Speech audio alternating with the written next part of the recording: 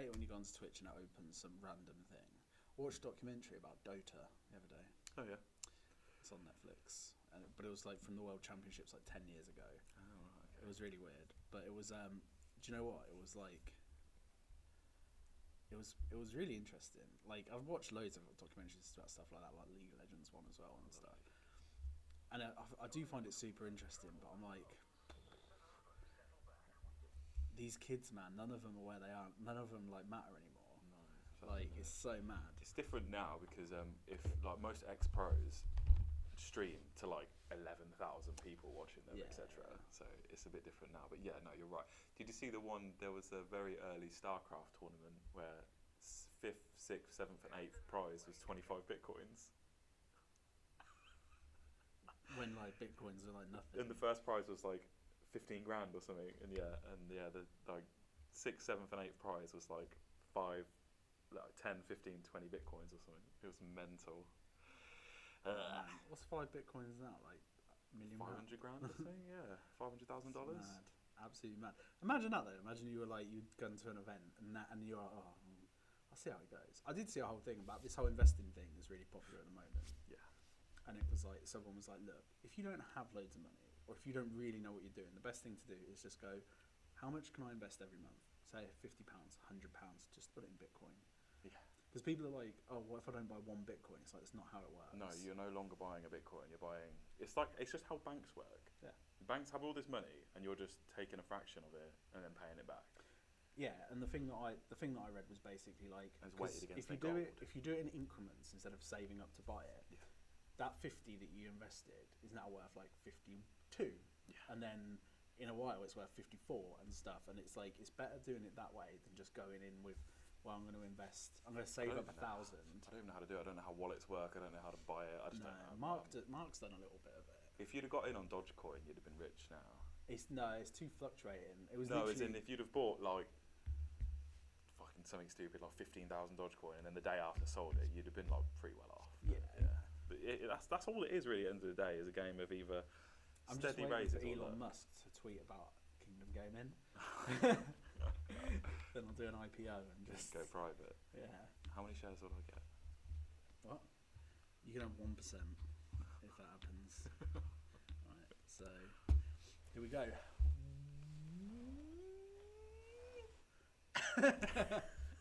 Hello, ladies and gentlemen of the internet. Hello, everyone. Hi, hey.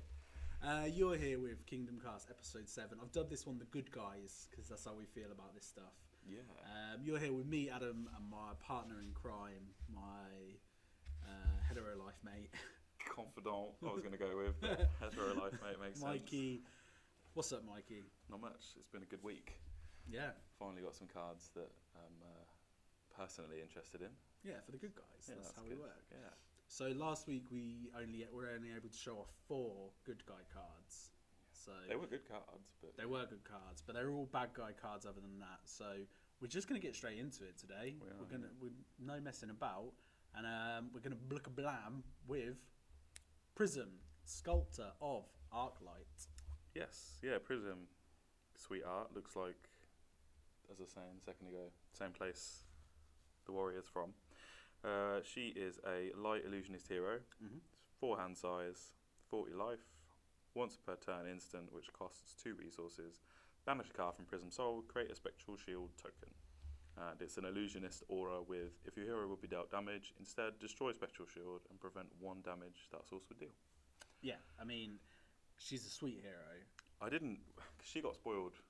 Was it at the same time as some of, because her attack actions have caused a lot of grief already, haven't they? Yeah, so we'll get into that, but there's definitely some cards of hers that people are not happy to see. No, her ability. Sorry, yeah, we'll move on to that next. But her ability, for me, again, is just I just like it. I like it a lot. I like these things where, obviously, the ability itself isn't passive. You have to trigger it, but not only is it an instant, but the thing you create is also like a passive East thing. It sits there and it does its job and it goes. But I guess my point was I didn't expect the whole illusionist sort of faction to be like it is based on that ability, but it's good though. Yeah, the turtle aspect of it is pretty. It doesn't go with a lot of the cards we're about to see. No, it doesn't. It's but odd. I'm really happy we got a new hero for a new class. Yes, brand new. Not because we didn't actually get. No, we didn't get a new Shadow faction, did we? No, apart from Shadow itself. It was Brute and Runeblade. Brute and Runeblade, that was it. Yeah, and this is actually just Illusionist. So yeah, they've really broke the mold of doing the 2 and 2. So I like it. Yeah, her ability. I don't know. It's an instant and it's once per turn, so you can obviously do it on your opponent's turn. It is 2 resources though.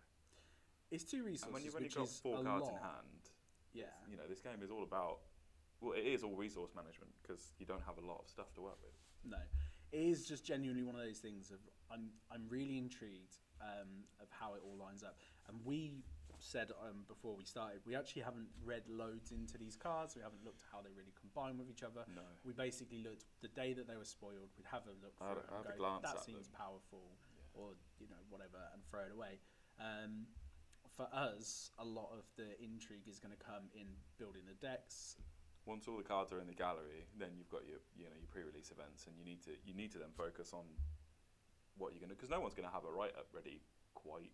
No, maybe a couple of the things like CFB and stuff will come straight out with something big, but you're gonna have to learn what goes. And I'm sure that the LSS themselves will do a lot of really good content. They've done a lot in the past where they'll get some of the players who have been really integral in their scene and maybe play testers and stuff to do good write-ups.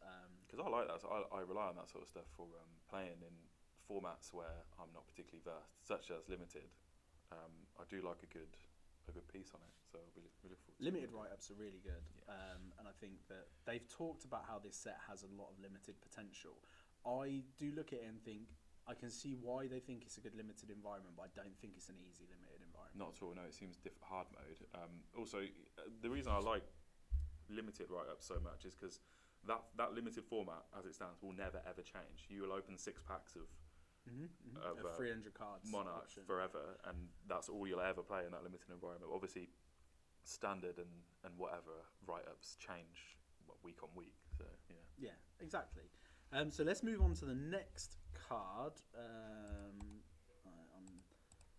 Gotta get into my groove of this, of getting it onto the screen straight away. So the next card is it's the Spectral Shield token. Pretty straightforward. We've already spoken about it. That art is really nice. Though, if that comes in cold foil, I think it will. Didn't you used to get cracked balls and stuff? No, they came in standard foil, but that in a cold foil would be chef's kiss, right? Yeah, they would have missed a mark there if that doesn't come in. Given that, just looking at it now, it already looks like a cold foil. Yeah, just on the screen. Yeah. So, it's just a token for what we've already spoke about. Jump on to the next one, which is Dreamweavers. So it's the Illusionist equipment arms. It's the common one. So action, destroy Dreamweavers. The next Illusionist attack action card you play this turn loses and can't gain Phantasm. Pretty decent. Go again and spell void 1. Yeah, this is. I mean, I don't suppose Illusionist itself will have a legendary option yet that we know of. I don't think there's one out. Is there a generic legendary arms? No. So I don't think we're going to get generic legendaries in this set because we've got the 2 in. So there's 6 legendaries. Mm-hmm. We've got the 2 in deck legendaries. I think there's 1 for each. No, there's the batter. There's the batter chest or something, isn't there? There's the legendary. Oh, the really big Shadow. 6 armor one. Yeah. There's a warrior legendary. So I don't know. I honestly don't know. I'm running blind. But this for a comment, given we know what Phantasm does now, which is part of the controversy of the tax obviously being so. But we'll talk about that in a bit. I think it's great. It's a good option. So you basically get a really low cost, high power attack that will need to be defended. We're thought about on defense if you haven't got a 6+. Yeah, card in hand. Ultimately, that in the limited environment is really powerful. Mm-hmm. It's gonna if you open it and you get a good illusionist pool, it's gonna be the one that they're gonna look at it all game and think, when are you gonna pop that, because I'm getting lower and lower on health as the game goes on, etc. And then you're gonna come in for like 7 or 8 and it's not got Phantasm anymore. Yeah, they may have to just dump their hand into it. Yeah. So let's get on to the next one, which is pretty important and also looks bonkers. It's mad, isn't it? Iris of Reality. It's the illusionist weapon, orb, 2-handed. I guess going like that. You like this, like noir. Yeah. During your action phase, illusionist auras you control are weapons with 4 attack and once per turn action, cost 3, attack, go again. Oh, right, yeah, I hadn't read this then, as we said earlier. Yeah. That seems very... It's mad.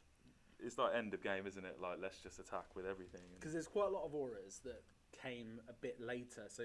So obviously when he saw it, it was like, oh, there's definitely going to be aura-centric. And then all the cards that were coming out weren't auras. No, there were these But then there was about 8 or 10 spoil in a row, and it's like, ridiculous. Some really ridiculous ones out there. Some of them... Well, we'll move on to them in a bit, I guess. But and basically being able to turn it into your attack that turn is great, is really good. It costs 3, but it does just have go again. And this is like a... This is odd, yeah. This is a passive weapon. This is... Mm-hmm.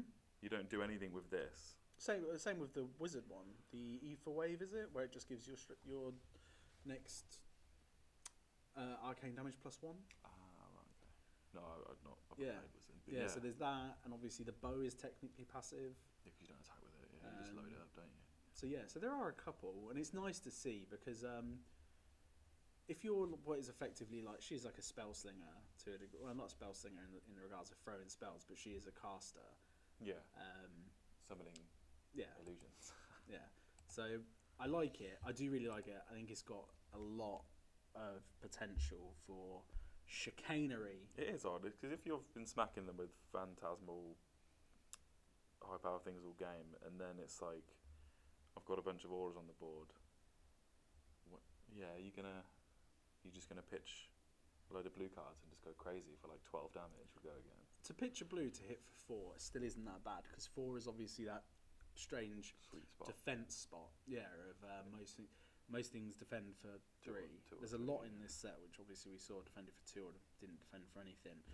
Which nicely leads us on to the next card, which is Prismatic Shield.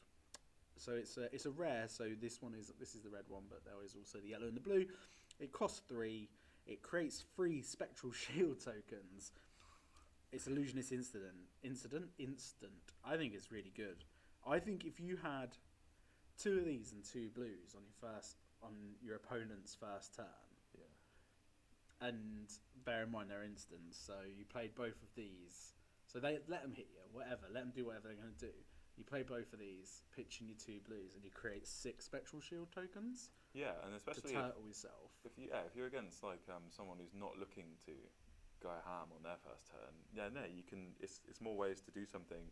Your opponent sort of, I don't know, plays something, Arsenal or something, and says go. It's like, well, at the end of your turn, I'm gonna create like 3 spectral shield tokens. And spectral shields are also auras.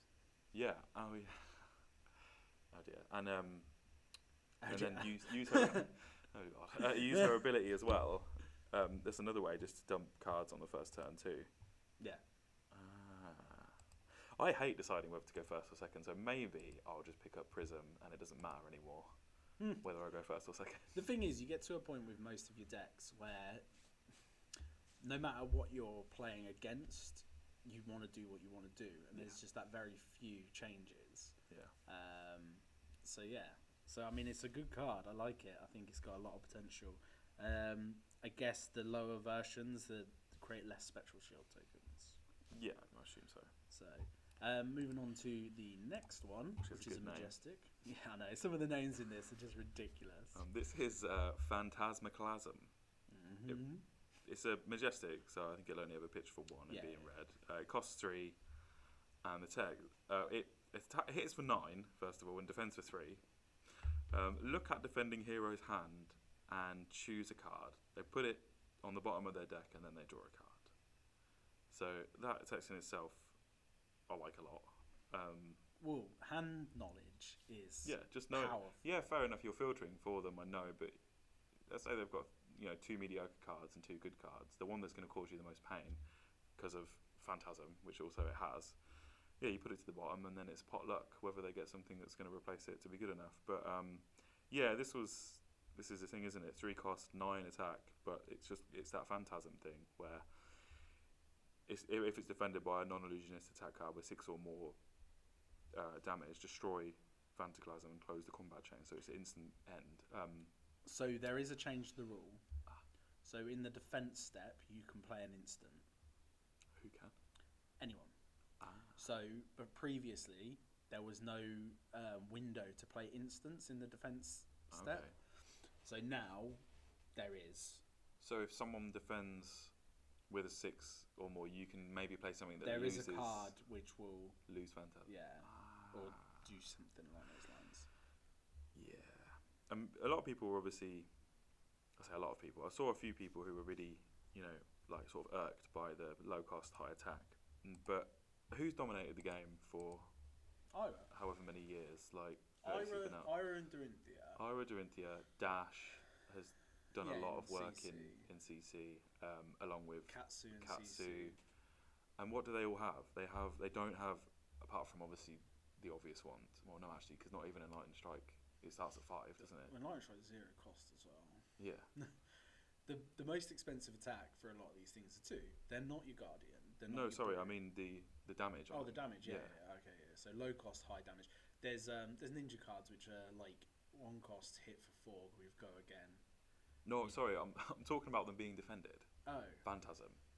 So yeah, everyone's like, because sorry. Illusionistic. I think it's.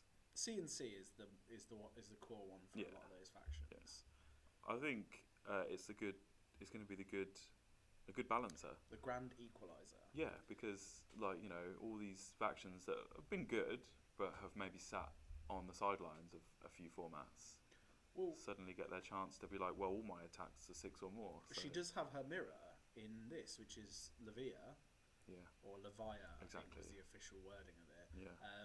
Where she does have a lot of six strengths, but it also means that I'm not sure. We might find out as we go. But then she should have things that mitigate the non-blood debt thing. So, yeah, who knows? But I think you had said, or someone had said to me recently, they very much like that wheel of this beats this, this beats this, this beats this, this beats this. It's a good thing. It's obviously what they've designed the game around. Well, not that I know of, and it's not that obvious, but it seems to me like it's what they've designed the game around. And yeah, like this needs to. You're always going to have to think about Illusionist now when you go to an event or when you build a deck, because you can't. It's giving that player agency of choice. Instead of, if I was to go to an event tomorrow, CEC or Blitz, I'd either play Dorinthia or Ira or Dash in CC. And it's like, well, if I play one of those 3, it's like, what's lurking? Am I gonna go up against Illusionist and have to really like rethink how I defend every single Phantasm card that comes at me? Yeah. But then again, you've just got, I'm going to play Brute, roll the dice, and if I come up against Illusionist, then I've just got that extra. CC really helps. Yeah. Because CC will allow Dorinthia, for example, to go, okay, well, in my sideboard, if you haven't got them in your deck already, there will be my CNCs, there will be some generic big attacks. Obviously, I think there are a couple of warrior attack actions and stuff like that. So, but also, it is a non-illusionist attack action card. Yeah. So in the mirror match, Illusionist versus Illusionist, it's a race. You're both just like smashing each other in the face. It does seem like an extremely aggressive format, especially in limited. You're not going to have a chance to there's a lot of what I heard a thing when I was back when we were playing sort of a lot of Arc Sealed and stuff, where it was like if you just shove every card you can that you open into your deck and just defend until the end of the game, like you could essentially exhaust your opponent and then just win with what you've got left. We played a sealed the other day where me and my opponent both had quite a few defense reactions. Yeah. And we were both on 1 life for a long time. Yeah. And it got down to the point where I had a couple of extra cards in my deck and he was exactly on 30. Yeah. So he drew his final hand. He only drew 3 cards, and I had my hand plus 4 cards in my deck. And we were both playing Rhino, so it was just hit each other, and eventually he wouldn't be able to hit and defend. No, yeah, exactly. So no, but I think this format is going to be the opposite. It's going to be like, you're going to have to do something quick or get left. Pretty much powerhouses, yeah. So let's get on to the next one, which is 1 moment, please. I put Phantasmaclasm straight on the screen again. It is Enigma Chimera, which is pretty great artwork. I do love myself a lizard dog. Is that what a chimera is? Flying lizard dog. Sure. But Enigma Chimera is common, so it has all 3 pitch values. It costs 2, It straight up has Phantasm. That's the only text on it, and it hits for 8, defends for 3. Yeah. This is really good. Yeah. It doesn't have the hand attack like the Majestic does, but it does cost 1 less. No, well, it also just it's the common. It's like. So in this, you're not gonna. I don't think you're gonna play the reds. Look at it's still gonna hit for 6 and 7 on red and on blue and yellow. That's still really strong. Which is also, I guess, a boon in limited, because if you don't open any of these in red, it's like, oh, I don't care. I've got like 2 in yellow, and they still hit for 7. So. Yeah. So again, the whole limited environment thing is about what you pull. Your opponent may not pull enough 6 defenses, because also that's their big attacks that they're defending with. This is what I forgot to mention earlier. Like, yeah, fair enough. If I defend with a 6+ attack damage attack action, I've lost it. I know I've defended 9 or 8 or 7 or 6 damage, but I've lost that card. Like, I can no longer use it to hit you with. And if you don't defend effectively, they could have the card which doesn't have Phantasm.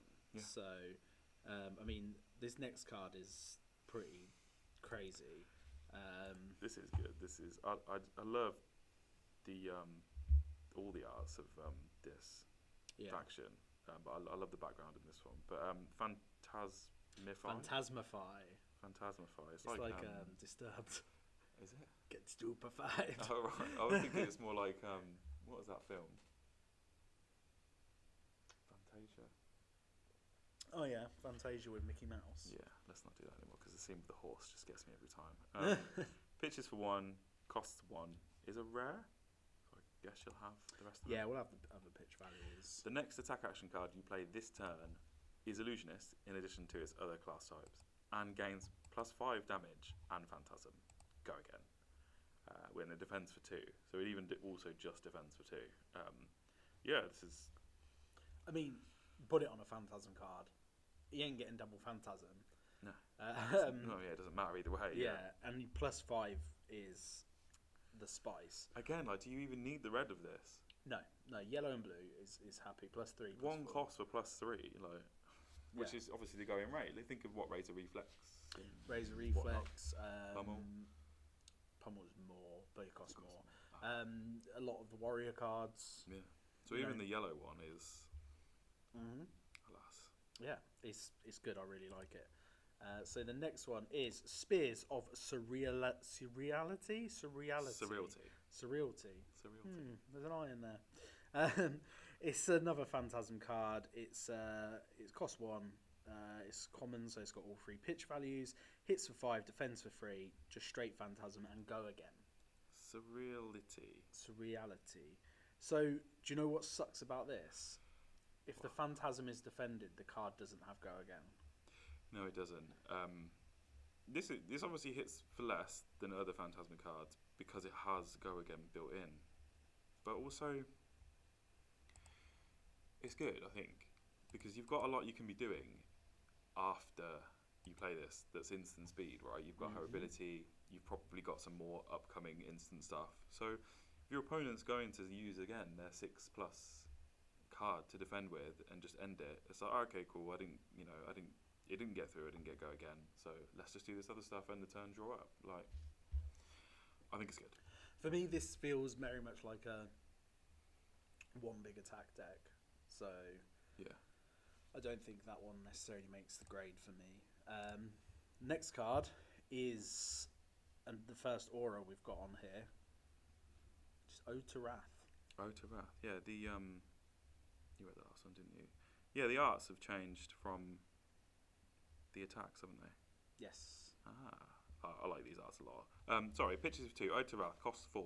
It is a light illusionist instant aura, so it's an instant aura. We had that before? I don't think we've had an instant. Most of them are actions, aura, aren't they? That either end your turn or have go again. And create an aura or something, but yeah. Whenever a source you control deals damage to an opposing hero, they lose a life. Okay.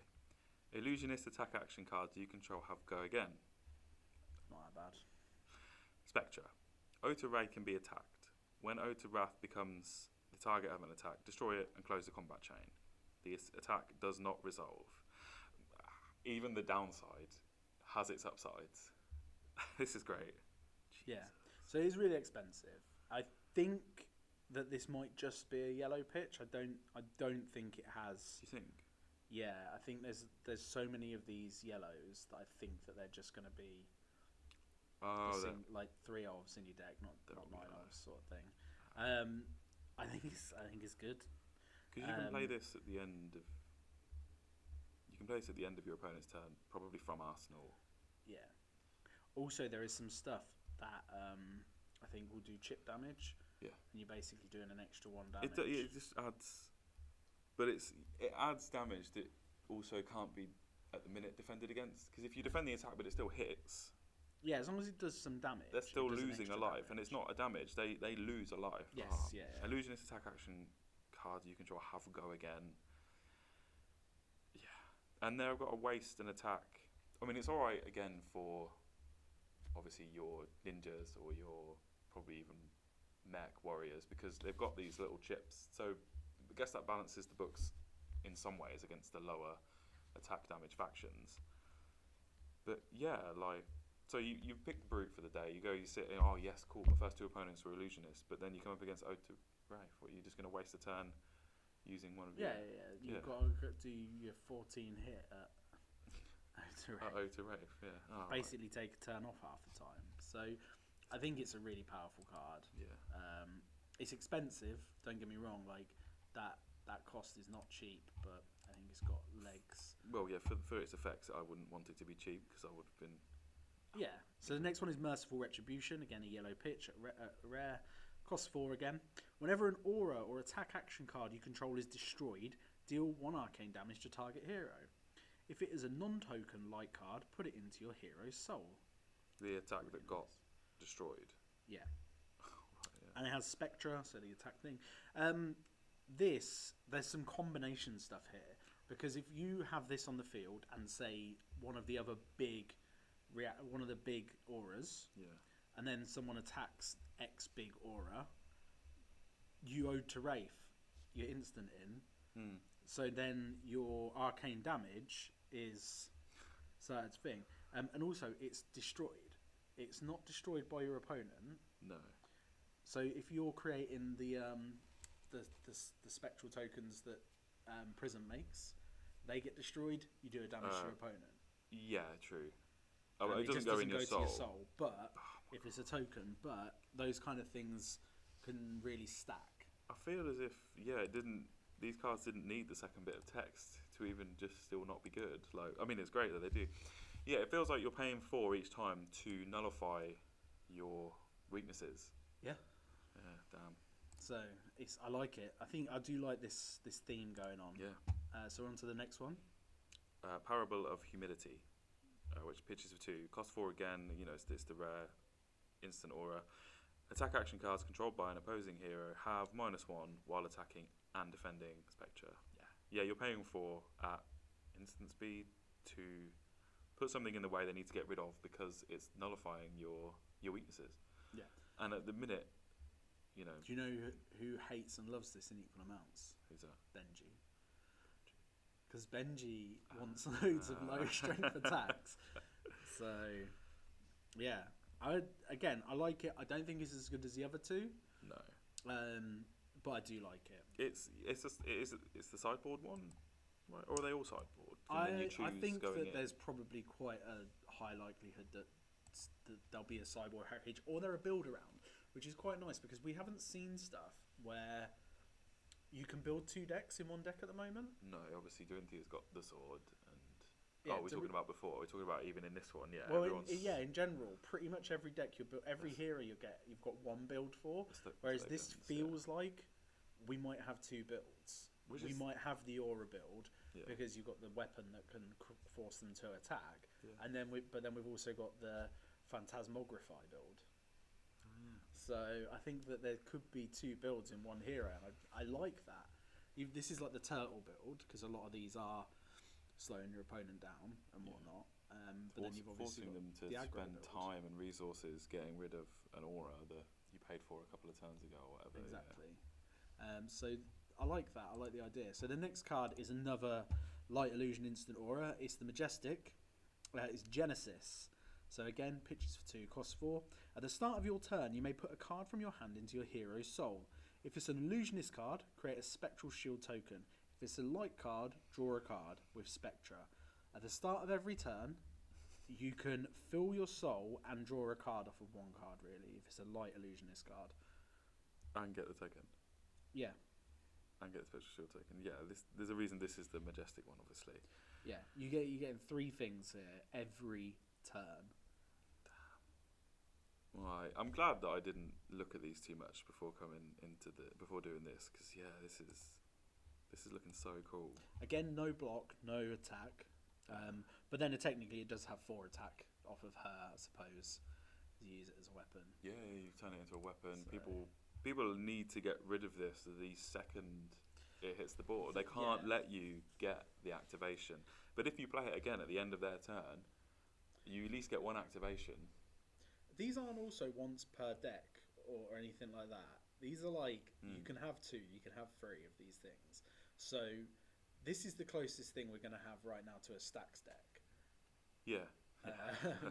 And I like it. You know me, I'm a nasty monster. You do like a stackers. I think it's really, really, really good. Especially in this build that we're talking about right now where we're sitting with these cards. The Aura build. This next one, I think, is the granddaddy. So that's yours. Another light illusionist instant aura, another majestic. This one costs 6, but it is Prism special. The art is... Oh god, that art is... cracking. Insane. This is the Prism specialization, so you know what that means. You can only have it in your deck if you are playing as Prism. If Arclight Sentinel is in the arena when an opponent announces an attack, they must choose Arclight Sentinel as a target for the attack.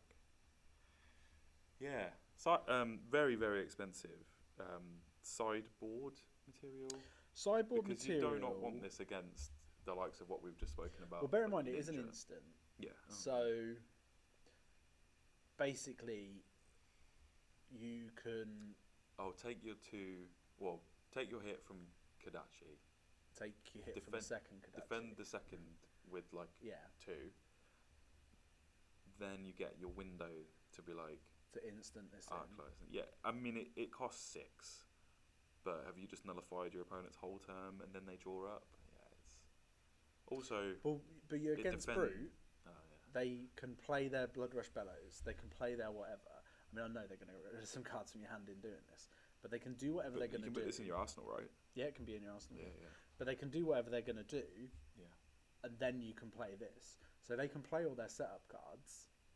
And then it's like, yeah, I'm pitching for 6, or maybe I've got some passive income from somewhere. But yeah, and then, yeah, they've built up. They're going to play, what's the crazy 9 attack one already? I don't know. But yeah, they've done their doubles, the base. Well, yeah, they've done the doubles, the base. Or even if you're playing against Illusionist and they do the +5 card. Yeah. So they've paid a card for that, and then at that point you're like, okay. I'll play this. Yeah. Oh wow. It's great. So it's very expensive. It's not as much of a trick as you'd like because it has to be before they declare the attack. Yeah. But it basically does have some tricky features. I like it. Reading it through, I do think that Genesis is better. Yeah. But it's still really good. I think this could have not cost 6. It doesn't have that extra. Everything else has a little bit extra, doesn't it? It doesn't need to cost 6. But we're on to our next one, which is Herald of Judgment. Again, another... so this is a light illusionist action attack. It's yellow again. Yeah. Cost 2. Again, I'm not 100% sure if this will have other than yellows. It's a prism specialization. If Herald of Judgment hits, put it into your hero's soul. And the defending hero can't play cards from their banish zone until the end of their next turn. Phantasm. And Phantasm. Right, yeah. So, yeah. Obviously, that's good. It's really good in the limited environment as well. Because as soon as you know, obviously, who you're up against, look, they're playing Chain or...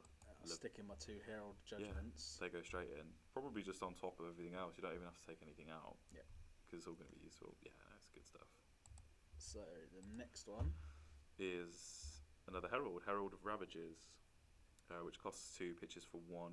Probably going to get the other ones too, right, on this one, because it's not a specialization. Yeah, it's common. It hits the red one hits for 7 and defends for 3. Why did these all defend for 3? If Herald of Ravages hits, put it into your hero's soul. Good stuff. Oh, and do an arcane damage to target hero. Phantasm. Oh, so just These like that. all seem to just have that little bit extra tacked on to the end. Yeah, and the Phantasm thing is the thing that they're using to temper it. Yeah. A lot of them defending for 3 feels like this is just like what's her beef with Dorinthia is what I'm saying, because she can't get through this guy. What's her beef with Brute, who not only have to pay more, have more of a setup to hit for this, but also either don't defend or defend for 2. Yeah, as you said, but it all bleeds in again to the turtling. Well, the thing with Brute, and to a lesser degree the Chain, is they have lesser defense, but they have more 6 attacks. Yeah, which is your worst nightmare as Prism. Right? Yeah. So there's that mitigation there. So true. I suppose, and then obviously if it all goes wrong, sucks to be you. Are you going to do this next one? Because I'm glad I'm not, because I can't actually read it off. Yeah, the image was not great, so we'll get through it pretty quickly. But it's Herald of Protection. If Herald of Protection hits, put it into your hero's soul and create a spectral shield token. Not bad. Phantasm. It costs 2. This is a pitchful one. It's a common, so I think there is all 3. 7 damage, blocks for 3. Again, just some value. Lots of good heralds. As you say, just that little extra words. What cards have you seen so far that you're not going to shove into Prism? Who, by the way, I'm going to play now. There's definitely cards where I'm like, okay, it's okay. But there's a lot of cards where I'm like, I'm really liking the idea and the feel that there is 2 build-arounds here. And so is this, other than the 2 build-arounds, is this the first faction out of the box we're going to see where you got to make the choice of what you put in? Yeah. Because it's 60 cards or 40 cards. Yeah. Probably, yeah. Because obviously a lot of decks build themselves, don't they? Yeah, you can have a little spice, you've got a sideboard.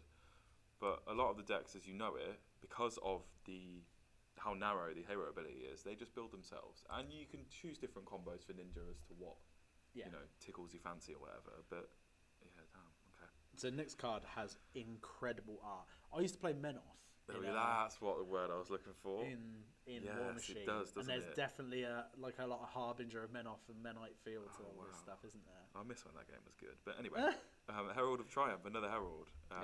Quite a lot of these. So it's a theme. Pitches for 1 at rare. Hits for 2. Costs 2. Hits for 7. Attack action cards have -1 while defending Herald of Triumph. And if it hits, put it in your soul. Phantasm, defense for 3. So your 6 damage cards no longer matter against this. Yeah, your 6 damage cards become 5 damage cards. So it does. That's mad. This is the one. Art of War. I'm glad I've got a couple of copies of that. Oh, people were talking about Art of War loads for one of the other ones, but and this just adds to it. Oh god, yeah. What did Art of War come in? Arc. Yeah. Might have to get a case of that. I think I've got 4 or 5 Art of Wars. So they'll go into the cabinet here at Kingdom Gaming for £150,000. We'd like to express that was a joke. That was a joke. This is great. Wow. Yeah, Art of War again. Gonna have its time in the sun, just like I guess everything gets. And I like this. I like that they've given you like a glimpse into the future, because it was like Art of War, yeah, whatever, fine. But now it's like, oh, Art of War, like, and it's not even been that long. It gets its time in the sun to be something. It's good. Yeah.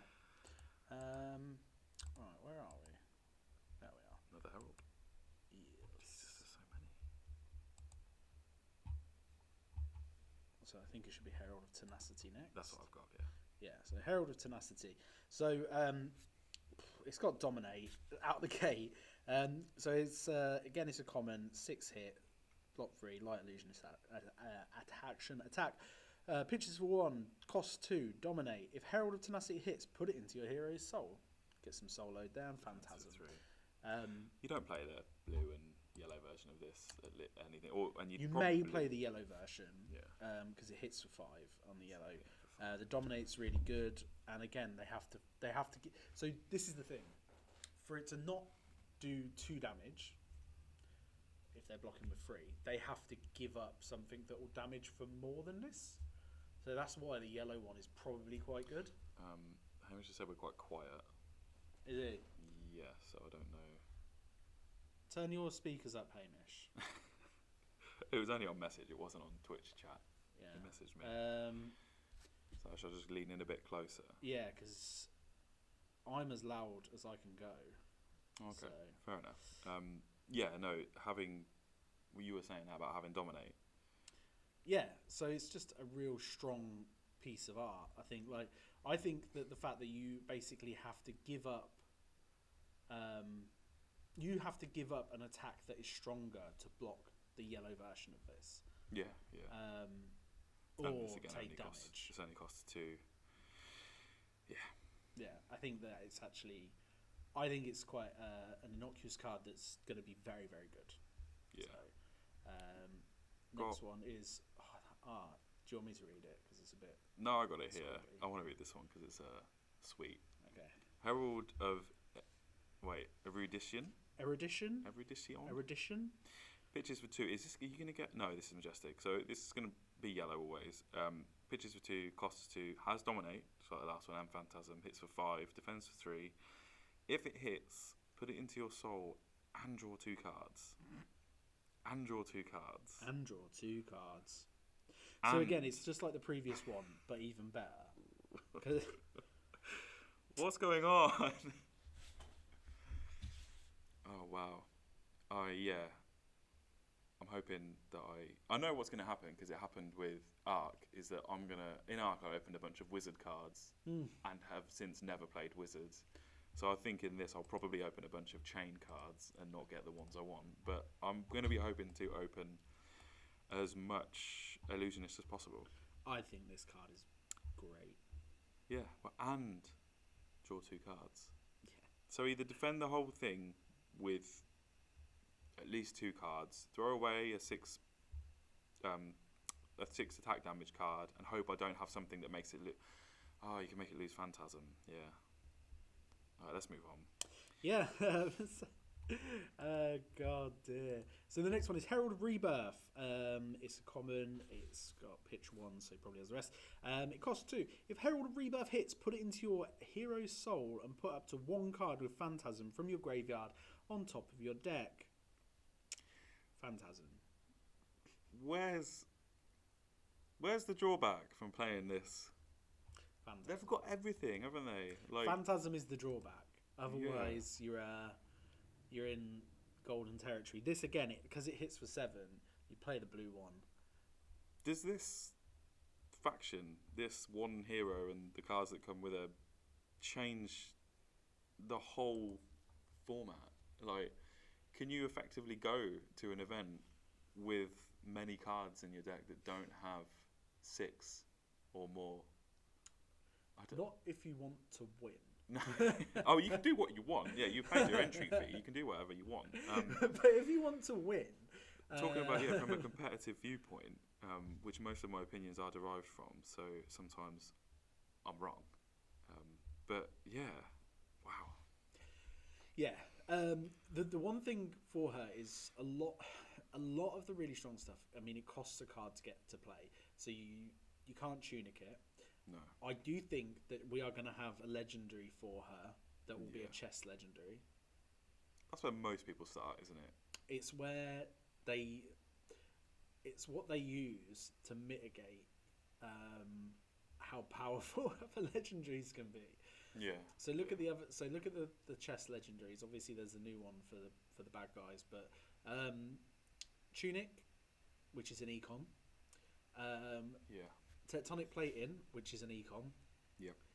And also the Teklo Heart, which is an econ. Ah. So money comes from the chest. Money comes from the heart, apparently. Apparently, yeah. That's all you need to care. That is a joke. Yeah. Wow. Okay. Let's stop. So that was the end of the Illusionist cards we've got so far. So you're going to see a drop in my mood now because it's all downhill from here, isn't it? No, you're into this, dude. Big bad Bolton. So we spoke about Sir Bolton, Breaker of Dawn on the last one. Yeah. Just to reiterate, if you have charged this turn, you attacks you control have +1, well defended by an attack action card. Good. Attack reaction: banish a card from Sir Bolton's soul. Target attack with strength greater than its base gains go again. I feel, yeah, the attack reaction, as I think I might have said this before, is the cake, and then obviously the text above it is like the icing, right? Like, I think, not that I don't want him to have it, but could he have just not had that first line of text and still been like quite the thing? Yeah. That's the thing. It does feel like I think you're going to forget about that first bit quite a lot when playing against or with. I always forget on Command and Conquer that you can't defend with defense reactions. Yeah. Always. Yeah. Every time. So let's get onto his card. So the first one is a majestic sword. Raiden? Duskbane. So it hates shadow. Yep. Once per turn action, nothing. Attack. It hits for 0. It's a majestic, and it's a light warrior weapon sword, and it's two-handed. But if you charge this turn, Raiden gains +3 yep. attack. Yeah, I mean, not only obviously are you warrior, so weapons like are your bitch, and you can make them do what you want. You've also, you're charging, you're giving, go again, and then you just get a 0 cost 3 attack if you're not also got your reactions and stuff to go with it. Yeah. It's all right. Could you do... I don't know yet, because I've not looked a lot, and I don't really think about this a lot. I'm not really a deck builder. Could you do, like, Bolton, but in the vein of Dorinthia? Yeah. Like, all in on this weapon, where you... It's a once per turn action. So with Dorinthia, it's her ability that gives your weapon go again. Or can attack. Could you just go like super tall with this though? So you could go super tall. Yeah. And then you could also put in the twinning blades to give that second ability. Oh yeah. So cool weapon, cool sword, looks cool. Is don't know, understated unless because it's 3 for 0, which is not to be understated. But yeah, you're always going to think to yourself, they've just had this like bonkers turn. Yeah, they're coming in. And if you've charged at some point, you're just smacking him for 3 at the end for nothing. Yeah, but then also it's like, oh, they've done all this stuff already. Like, do I bother defending this? No, it's only 3. Oh, now it's 6. Like, etc., etc. Yeah. So the next card is a lovely majestic. It looks like He-Man. That's a proper I have the power pose. It's Bolting Blade. It costs 4. Pitches for 2. Bolting Blade costs 2 less for each time you've charged this turn. Nice. Attacks for 7, blocks for 3. So if you can charge twice this turn, this is free. Realistically, a lot of the time, this is going to be 2 for 7, right? Without Phantasm. Yep. It still defends for 3. Yeah, if we're talking laws of average, obviously that's in the middle, isn't it? And 2 for 7, no other text, obviously, but it's warrior. It gets its text from elsewhere. But it is the first of its kind, which is a light warrior attack action. Oh yeah. That's still defense for 3. So yeah, still defense for 3. It's good. It's the basis of a deck that we haven't seen yet because we haven't looked at these cards. Yeah, there we go. So let's get on to the next one. Let's get them through, which is another majestic. This is a light warrior attack reaction that defends for 3. Mm-hmm. Pitches for 2. Doesn't cost anything. Beacon of Victory. I say it doesn't cost anything. I should say cost 0 because as an additional cost to play Beacon of Victory, banish X cards from your hero's soul. X can't be 0. Target attack gains X. If you charge this turn, search your deck for an action card with cost X or less. Reveal it. Put it into your hand, and then shuffle your deck. Are you okay? That's quite a lot of text. There is a lot of text to that, and there's a lot to unwrap. We still haven't really got into the mechanic of charging yet. No, we haven't. But once we know how easy it is going to be to charge, these kind of things are just stupid. It's attack reaction. It's really strong. Banish a bunch of... Yeah, so if they've defended... This could be anything, couldn't it? From 1 right up to however many cards you have in your soul. And it's a tutor effect as well. So. Again, I'm glad it's there. I just don't think it even would have needed this last bit of It didn't text. need the tutor effect, to be honest, no. But I guess that's what they think is to push it into majestic territory, I suppose. Yeah, well, because it could well easily have been a rare and maybe cost 1 or something. Yeah. Some of this art is insane, by the way, because this one, Lumina Ascension.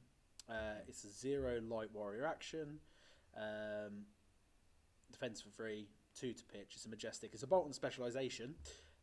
So old Dory and Kasai can't use it. No. Until end of turn, weapons you control gain +1.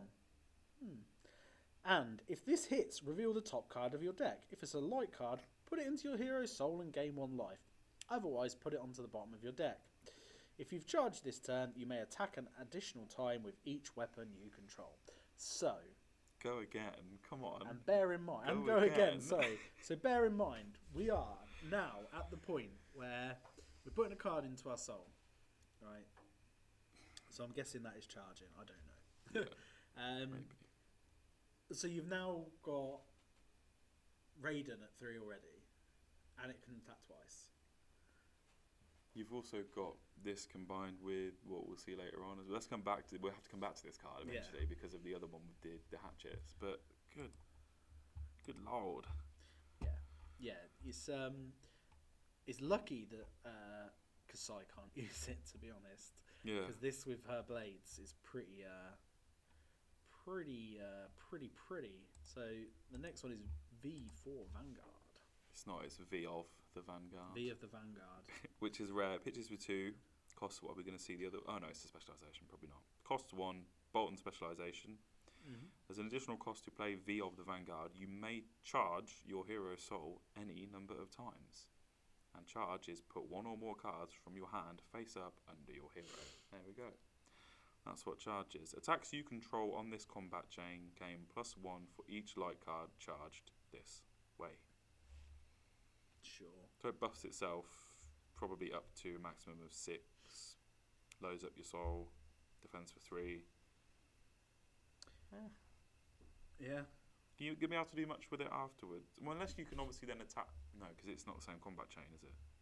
No, it's okay. Additional cost. There's additional cost. You may charge your hero's soul a number of times. Okay.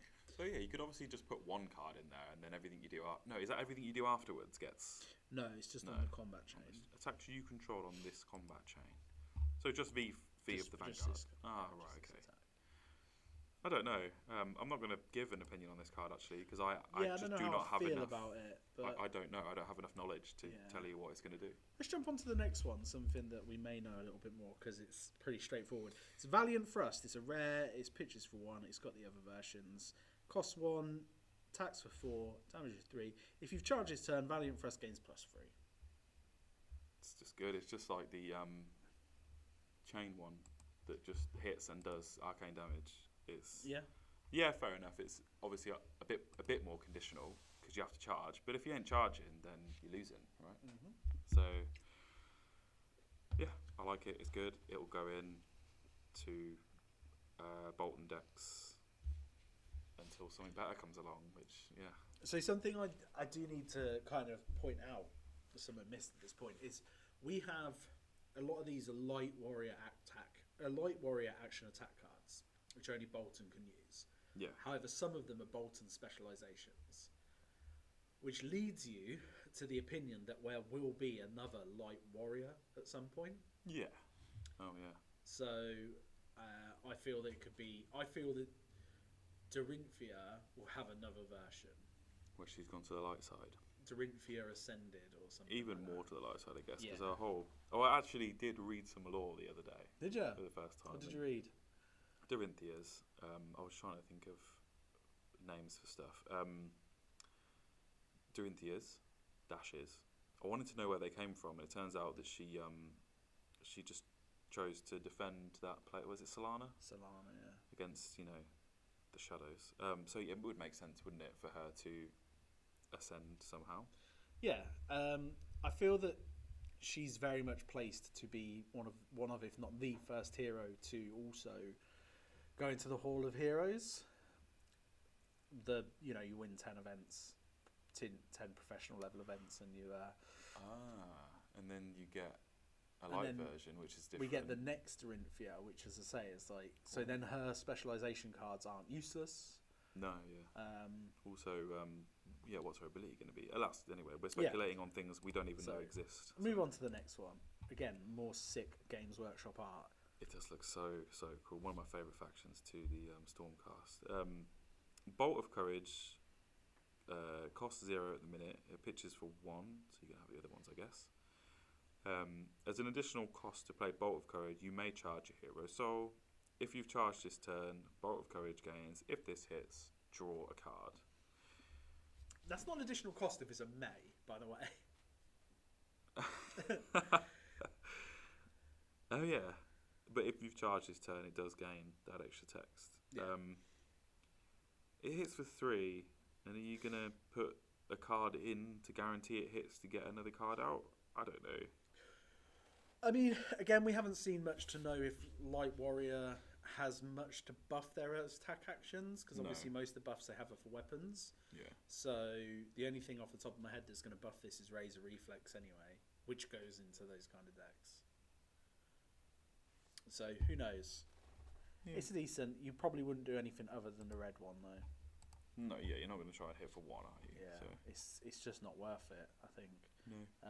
So the next card is Engulfing Light. So Light Warrior action attack. It's common. It pitches for 1/0. There are other pitch values. Damages for 3. Blocks for 3. As an additional cost to play Engulfing Light, you may charge your hero's soul. Another additional cost that isn't quite an additional cost. If you've charged this turn, Engulfing Light gains. If this hits, put it into your hero's soul. Again, what's better, putting it into your soul or drawing a card? Yeah, because they cost the same, hit the same, have the same additional cost. Yeah. Yeah. I don't know. So who knows? Depends what you build around, I guess. Is this another one where we get to? Nah, it's not. It's not that deep. I don't think it's not that deep. Yeah. Right, let's get on to the next boy. Which is Express Lightning. I thought Lightning was quite quick anyway. No, it pitches for 1, cost 0.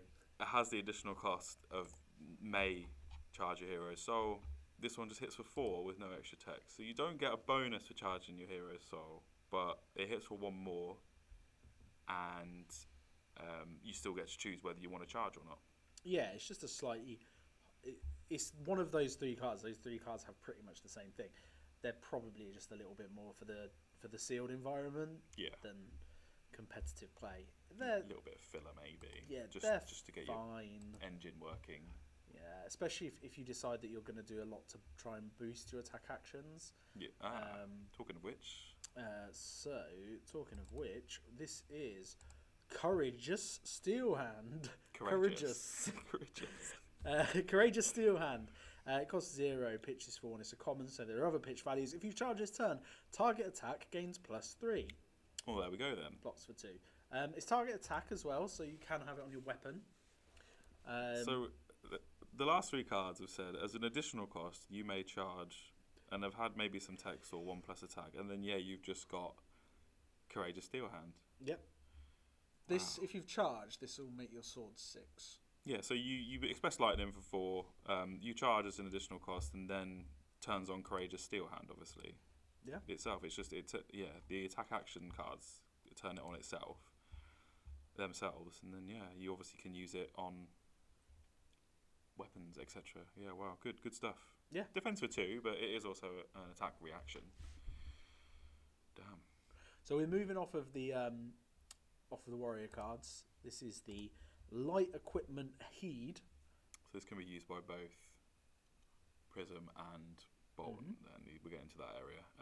It's a Halo of Illumination, which is a light equipment head, as you said. Doesn't defend for anything, but instant cost 1. Destroy Halo of Illumination. Put a card from your hand into your hero's soul. If it's a light card, draw a card. And it has Spell Void too. We know what Spell Void does from the previous one. If your hero will be dealt arcane damage, just insta-destroy this and prevent 2 of it. Yeah, it's good, isn't it? I think it's really good. It's just good stuff. Like, it's a really good way to spend that 1 leftover economy you've got as well. Yeah, because it hasn't got any block value. In this limited environment, you don't have Arcanite Skullcat. Yeah. Which is like obviously the S tier piece of head equipment. If you're not playing Ninja. Yeah, Ninja. Maybe something else. I'm not sure. Or but Ranger. Yeah, Ranger. Yeah. Yeah, this is great stuff. This is just good. Like, put it in. It's a piece of equipment that you can have in your arsenal going into a game. Yeah. Yeah, I think it's good. I think, as I say, it's definitely got a home. Yeah. So the next one is Glisten. So Glisten has again some incredible artwork. Like, we cannot understate the artwork quality of this game. It's amazing. So it is a rare. It costs 2. It pitches for 1. Distribute up to 4+1 counters among any number of weapons you control. At the beginning of your end phase, remove all +1 counters from weapons you control. Now, This is odd. if a permanent is no longer a weapon during your end phase, +1 counters are not removed. So this is when Prism turns an aura into a weapon. So not only are you making these auras stacky super donk, if it's Prism, they don't lose them then. Yeah, Prism's auras that become weapons. So this is good. This is, good in Hatchet, Bolton, or whatever. Yeah. But for, Prism, it's... Well, yeah, in anything with... When do they stop? I mean, it's not even just good in Hatchet Bolton. It's good in Raiden Bolton because you're just giving +4 to his sword. Oh, any number... Every turn. This is bonkers, actually. Just, +4 at the start of the turn, instant. Not even at the start of the turn, it's an instant. So At if the they beginning if they decide not to block your attack... Also, you can just do it from your arsenal at the end of your opponent's turn and go into the turn with 4 counters on it and decide what you want to do. Mm-hmm. Oh, this is a rare. This is a rare. This is a rare. So obviously it loses its counters if it's still a weapon. So it's the fact that the aura has that strange text that will keep it around. That makes sense from that end. I'm glad it does lose them in terms of Bolton. Keeping them forever. Yeah, because that would... No, I would not be happy with this card. Even like But if you're playing Hatchet and you give in +2/+2 to each Hatchet, for example... What one was coming up? Yeah. It's a thing. It's a thing that does a thing. It and is. obviously Raiden, it means that they're getting the go again off it. So, off of my boy. This is good. This one, that art. This was the secret art, wasn't it? That everyone thought this was the hero. Well, I mean, they weren't wrong. Is this Prism? I don't think this is Prism. Oh no, it might be Instructor Merlin Rivera. Sure. Flavor text. This is Illuminate. It's a common light action attack. It hits for 4 at red and defends for 3. It costs 0. If Illuminate hits, put it into your hero's soul. Can't argue with that. Yeah, it does a job. Yeah. The fact it's 0 is great. It's also light action, so can Bolton give it? No, because you have to bump its thing to give it go again, don't you? So Is his not weapon attack, or is it just attack? Be right back. BRB. Attack reaction. Banish a card from Sir Bolton's soul. Target attack. Oh yeah. So then. With greater than its base gains go again. But if you've charged... Oh, there's so many of these cards then. I was just thinking if it's just there. No, yeah. yeah. F all this then. This is ridiculous. Wonderful stuff. Yeah, great art. Great border. Why is the border pops a lot more on this one than the others? Maybe it's just a better quality image at the minute. But yeah, it's the same when I flick through. So the next one is Impenetrable Belief. Impenetrable Belief is a common, cost 2, red, hits for 5, blocks for 2. If 3 or more cards have been put into an opposing hero's banish zone this turn, Impenetrable Belief gains +2 while defending. So this is that double-sided card. So we saw the generic version that had something quite similar. It's okay. this is light versus shadow stuff, right? Limited if you're against the right opponent, or even in constructed if, do you include it? I mean, it's 2 for 5 that has an upside against shadow. Yeah, it's okay. It's okay. That's all I'll give it. This next card again, bonkers art. Rising Solar Tide. Yep. Which is cool. Pitches for 1 at common though. Costs 1 if Rising Solar Tide hits. Put it into hero soul. Hits for 5. Defends for 3. Yeah, pretty simple light attack action. Yeah. I am wondering, is putting something into your soul the act of doing that charging, or is charging the act of putting something into your soul? So no, I think you can get things into your soul multiple ways. So this doesn't count as charging. Put it face up and you're putting it in your soul, but not because you've.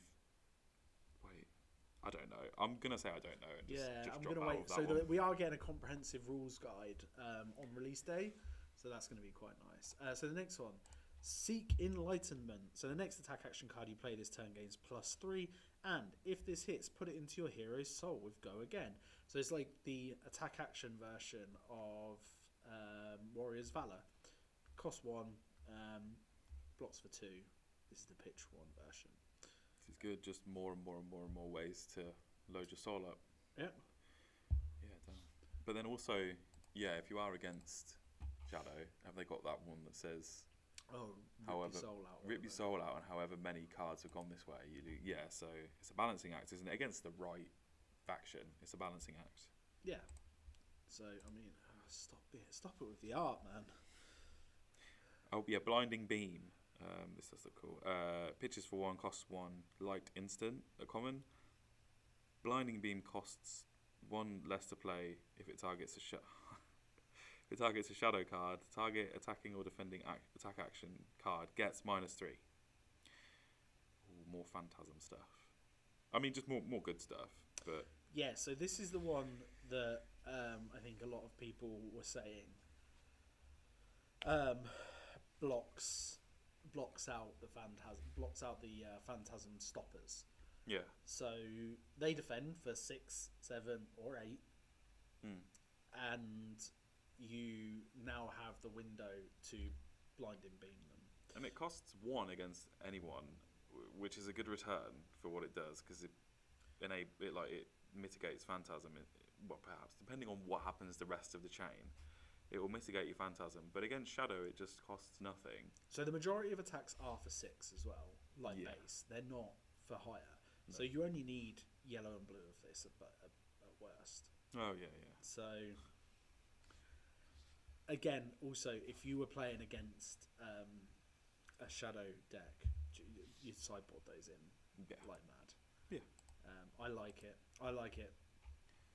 Also, it stops them on attack as well. Yeah. So Do you want to do both of these? yeah, hatchets? sure. So the first one is Hatchet of Body. So it's a common warrior weapon, axe, one-handed, once per turn action, cost 1, attack. Whenever you attack with Hatchet of Body, if Hatchet of Mind was the last attack this turn, Hatchet of Body gains +1 until end of turn. So if you attack with the next Hatchet we'll see, this hits for 3. It's pretty simple. It works with the next one, so you're not going to run 1 Sabre, 1 Hatchet, but all three warriors can use this. So Yeah. and then the next one is Hatchet of Mind, which is once per turn action, costs 1 attack. Whenever you attack with Hatchet of Mind, if Hatchet of Body was the last attack this turn, Hatchet of Mind gains +1 until end of turn. So it does sound a little bit like, does it really matter which way around you attack? However, you can make these attack multiple times. So you can go mind, body, mind, body. Once per turn action. Yeah, but you can make them attack multiple times. So there was the card we saw earlier that made your weapons attack 1 additional time. Oh right, yeah, of course. So Isn't there already other warriors that target sword at the minute? Twinning Yeah. Blade. Twinning Blade, yeah. Is that the one Is it that target just does sword or target sword? weapon? Are you talking about a card in this set? There was a card in this set All right, and then that made perhaps- all of your weapons attack 1 additional time. Right. Okay. We know what we're doing. Honestly, we Just about. just don't just have about. much of our memories left. Yeah, there's been a lot of drinking in our time. If that was a joke. If obviously if you can just flurry of hatchets and build up to just where you're smacking someone like 1, 2, 3. They'll only obviously ever get it gets +1 until end of turn. Yeah. Oh right, yeah. Wow. So the first attack is for 2, the second attack is for 3, the third attack is for 3, and then the fourth attack is for 4. And then you've already given them the +2 tokens on each one from that other card earlier. Basically, you can imagine just Raiden just like absolutely like hacking away at someone. Yeah, just Because if going you've mad. charged this turn as well, they gain Go Again, right? Or they gain +1 because there's loads of stuff going on. These are great. They're not always his first choice. That's the other thing. Again, Raiden allows him to play 2 different decks. Yeah, So you can play a Hatchet deck or you can play a Raiden deck. tall or wide, right? Yeah, and I think that that's nice to see, because we are seeing a lot of decks at the moment which are just, there is one build alone. But for both the good guys, which is the most important thing here, the good guys get 2 decks. A bit of player agency, yeah. But also, it makes deck building harder, which I do like, because if you just go, I know what cards are going to go into my deck, my 40 or my 60 cards, it's so easy. But making those choices is really good. Yeah. It makes people a better player. So the next card is a Toppen. Go ahead. This is the legendary equipment, warrior equipment legs, which is quite important. At the beginning, it defends for 1 and has battle worn. But at the beginning of your end phase, if you have attacked 2 or more times with weapons this turn, you may remove a -1 counter from Valiant Dynamo. It's really good. Yeah, like Ira. Who's this good against? Ira. Well, it's good against almost everything, because again, for Dorinthia, a lot of people play in a way that they want to stop the second attack. Because if you've got enough to push through the first attack against Dorinthia, right? Yeah. And they overblock, but you have enough to push through, your second attack is pretty much guaranteed to hit, and you get your +1. And it's only got to attack 2 times. It's not got to hit 2 times. Have you attacked? Oh. The things like sabers don't. So Spoils of War gives unconditional go again to your weapon. So your hatchets and your Centauri sabers will have go again off of it. There's other things that give go again. I know this replaces refractor bolters, which is another way of giving go again. But I just think this is really good. Oh, of course, because you can just defend with it anyway. So it's just +1. Doesn't matter if you're just blocking a 1 attack or a 2 attack. It's +1, and then you can defend on top of your equipment, and then you can just keep removing it. Yeah. So basically, you can just rebuild them, sort of thing. So it's like you'll block for 1.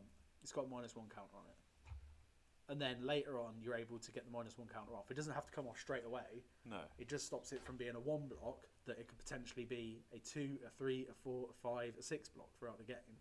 Yeah. Because you're just adding that extra 1 to whatever you're blocking with anyway. Oh, right. Yeah, nice stuff. And the next one is Gallantry Gold. Lovely art, very Thronesy. It's a warrior equipment arms. Action 1, destroy Gallantry Gold. Your weapon attacks gain +1 this turn. Go again, battle 1. Again, in certain decks, this can and will replace the legendary. Please say it. Courage. No, because this is arms. Oh. This replaces. Why did I think this was because there's quite a It lot does of look chest like a in chest, it? but this in certain decks, this is just going to outright replace the Braveforge Bracers. Braveforge Bracers, not so Courage. Braveforge Bracers is pay 1. Your second attack gains +1 this turn.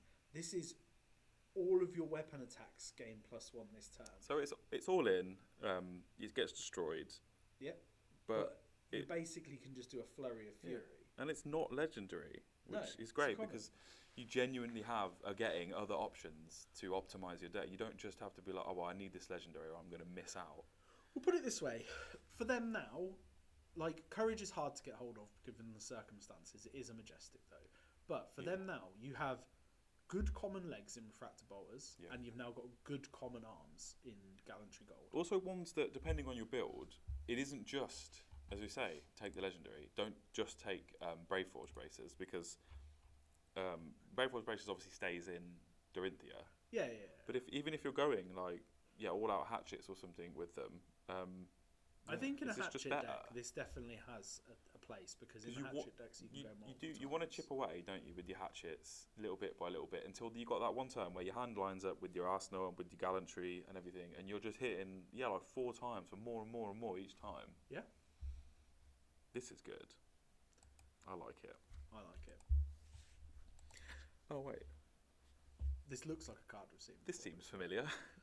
Dustpath Pilgrimage. What does it look like? It looks like Valor? No? I can't remember what it's called. I don't know. Pitches for 1, costs 1, but is a rare. Your next weapon attack this turn gains +3, and if it hits, you may attack additional time with this weapon this turn. Go again. Just Dorinthia on a card. with this Yeah, weapon? it's really good. This could allow Dorinthia to attack 3 times with weapons. Does it? Yeah. Does Dorinthia say sword? Dorinthia says weapon, Ah. but Dawnblade is made for her. Oh yeah. Like, Don't get me wrong. Wow, yeah, 3 times. this works really well with Dorinthia. It's a bit worrying because she's already really good. Yeah. And we spoke about this Play before, Iron didn't we? Song With, Determination. yeah. To automatically give it +1 and dominate. Yeah. So you're now attacking 4 with dominate. Then you play something that will give it go again. Yeah. You know, then glint and all this stuff. You've got Like, your bolters as well, haven't you? So it's a pseudo finisher again. Okay, I've not seen this card before, but it just makes me want to just go mad on the old axes. Spill blood. It's a majestic, obviously. It costs 1. It pitches for 1. It's a warrior action, costs 3. Axes you control gain +2 and dominate until end of turn. Go again. this is a bit much. You could spend the first 2 turns with our boy Bolton filling his soul, right? Yeah. Or getting ready to be able to like pop off. Yeah. And this is a part of popping off. It costs 1, so really what you only need for a lot of this stuff is 3. Courage of Bladehold makes your weapon attacks -1. Yeah. So all of your axe attacks are free. And we're talking of attacking 4 to 6 times with axes. 2 to 4 times.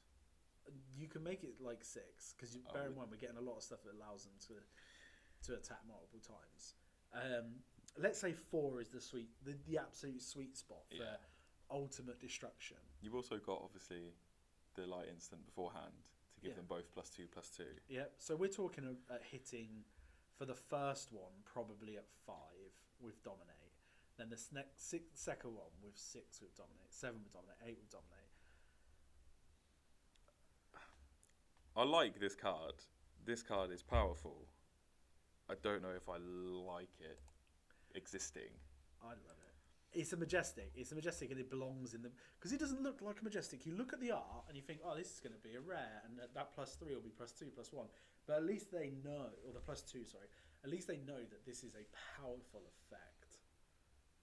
It's a powerful effect that fills me with joy. Obviously, the rarity matters in limited, obviously compared to anything, because you can just get as many copies as you like, provided they're in stock and you've obviously got the funds. But God, yeah, this is just insane. The rarity also matters in a way that that with Majestics they are just 1 pitch value. So yeah, okay. And obviously Majestics in this set replace super rares, so you've not got super rares. So some of the Majestics are going to be more underpowered than others. Not that you'll ever want to, but this defends for 3. Yeah, I know. So those are the warrior cards. This week I didn't put any of the generic cards on because they were mostly lower powered things to discuss. I did throw on last 2 things. These things came out late last night, and it's a talking point. So the first one is Minerva Themis. Firstly, the art does not look like the art for this game. This does look straight pulled from Game of Thrones First Edition. This is a warrior mentor. What the hell does mentor mean? We'll find out. A mentor, you may only have Minerva in your deck if your hero is young. She sounds creepy. At the start of your turn, if Minerva is face down in your arsenal, you may turn her face up. If a weapon you control has +1, whenever a weapon you control hits, put a lesson counter on Minerva. Hold on, one-handed weapons you control have +1. Oh, one-handed. Sorry, I thought you said if. So one-handed weapons you control have +1. Yeah. We have become very good friends with these hatchets recently. But also Centauri Sabres. Yeah. But a lesson counter on Minerva. Then, if there are 3 or more lesson counters on Minerva, banish her. Search your deck for a specialization card, so it does mean that Kasai is awful.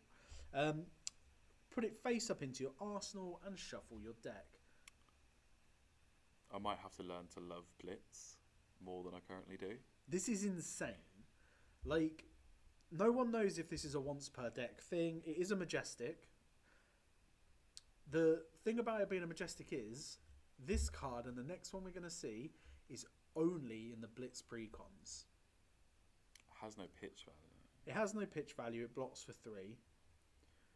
It's only in the precons. It's a free card. You just put it in because you don't play it any other way. No. So you probably only have one in your deck anyway. And all it really does is it takes up... So, No, wait. You may only have Minerva in your deck if your hero is young. So you can have 3 or 2 of her in Blitz. but you only really want one. No, because you have to draw her, don't you, to first get her effect. She doesn't start in your arsenal, does she? No, but you don't want to flood with her because you can't pitch her. So then if you've got 2 of them, if you've got one in hand and one in your arsenal, you are now playing with a 3-card hand. Oh, yeah, true, okay. The only other way is if you do something that will fill your soul. Yeah. But, if a weapon you control has... One-handed weapons you control have +1, which is already great for Bolton, right? Whenever a weapon you control put a lesson counter on Minerva. So bear in mind, we're already talking about one-handed weapons. If Kasai had specializations, this would be amazing with her, but she doesn't. Might not be too long. No, may not be, but maybe a supplement set or something. I like it. It's a bit of flavour. It's a bit of something different. You can play it in Classic Constructed if you dared to take a young hero. Are you allowed? Yeah, you're allowed. Oh, fair enough. So, whatever. I like it, and I think it's really interesting. I think it's a great way to push sales of the Blitz precons, which contact at kingdomgaming.co.uk if you want to get hold of some. We have had our allocation. We were allocated down a little bit, not an insane amount, so there will be some on the market, but who knows for how long. And then the next one is a Magic card that has recently come out. It does look a bit like Liliana, doesn't it? The new Liliana. So, yeah. Lady Barthamont, who is a Brute Mentor. Why? Look at her. Why is she hanging around with brutes? She looks far too regal. Well, that's the draw of it, isn't it, I guess? She has Mentor 2. At the start of your turn, if Barthamont is face down in your arsenal, you may turn it face up. Whenever you play an attack action card, banish the top card of your deck. If the banished card has 6 or more, the attack gains dominate, and you put a lesson counter on her. Then, if there are 2 or more lesson counters on Barthamont, banish her, search your deck for a specialization card, put it face up into your arsenal, and shuffle your deck. So you have a lot less control over over what's going into your being banished, as opposed to the control you have over trying to hit with your weapon. So I guess that's why it's only 2 instead of 3 lessons.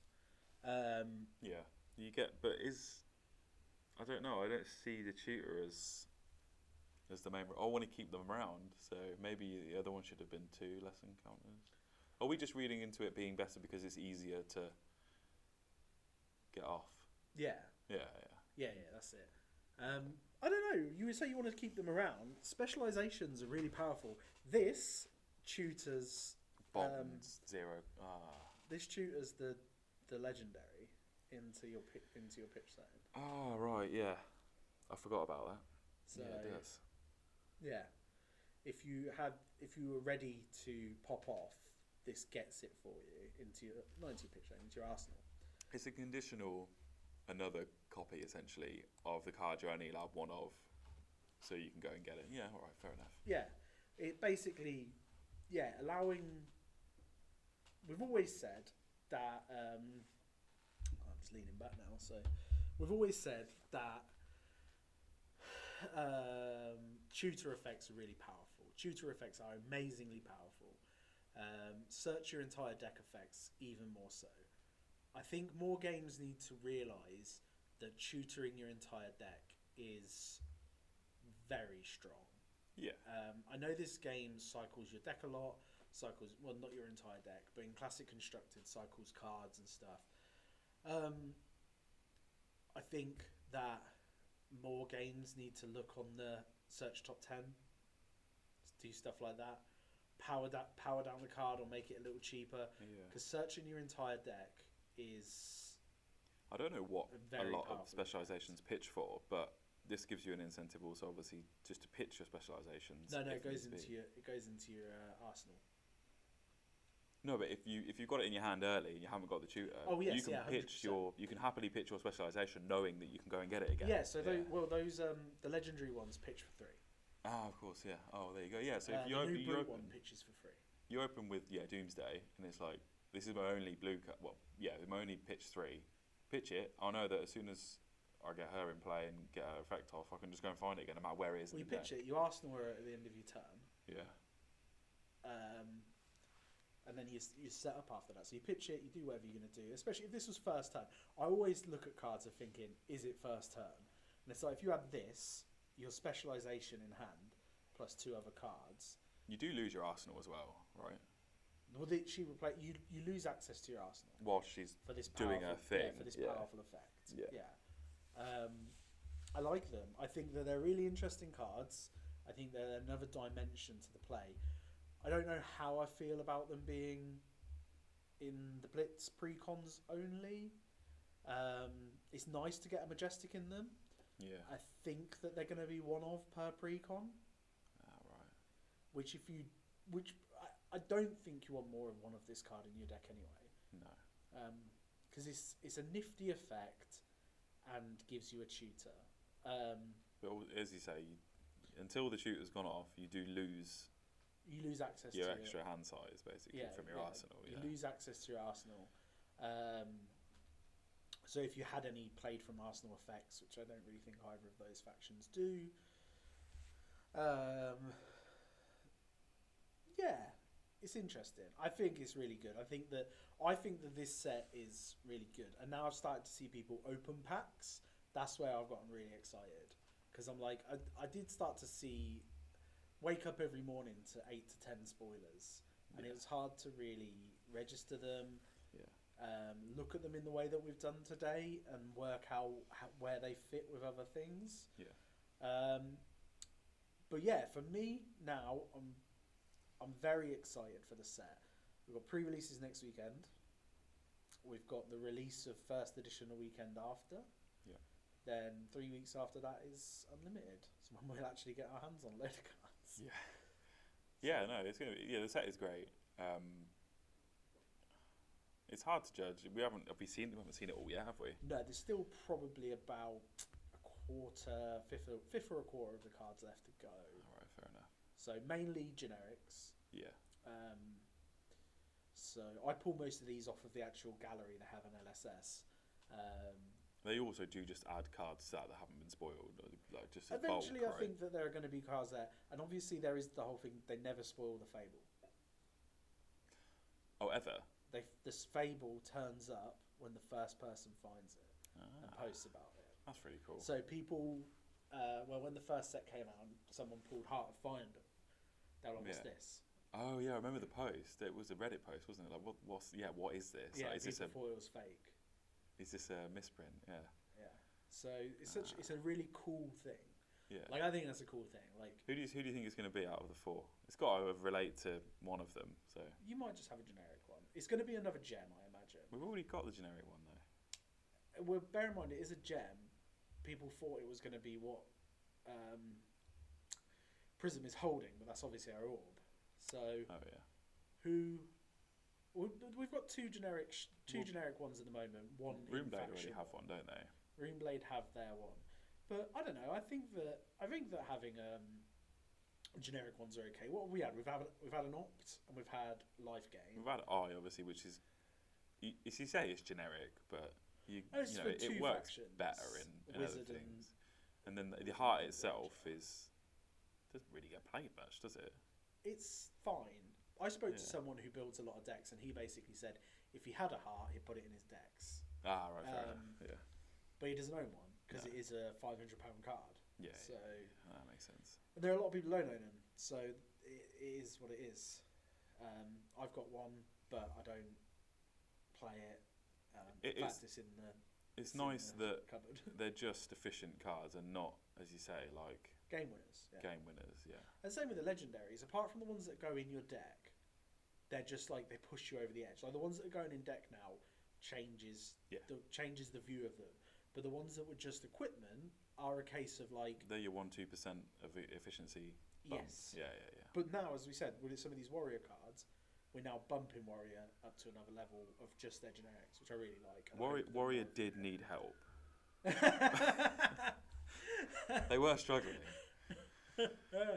I mean, if Prism didn't come out, Dorinthia still was the best across all formats. Is still the best thing. But yeah, so that's it. We've looked at what we're going to look at. You still feel good about the good guys? I feel better about the good Even guys, better. to be honest. Yeah, I feel a bit bad, but yeah. The bad guys suck anyway.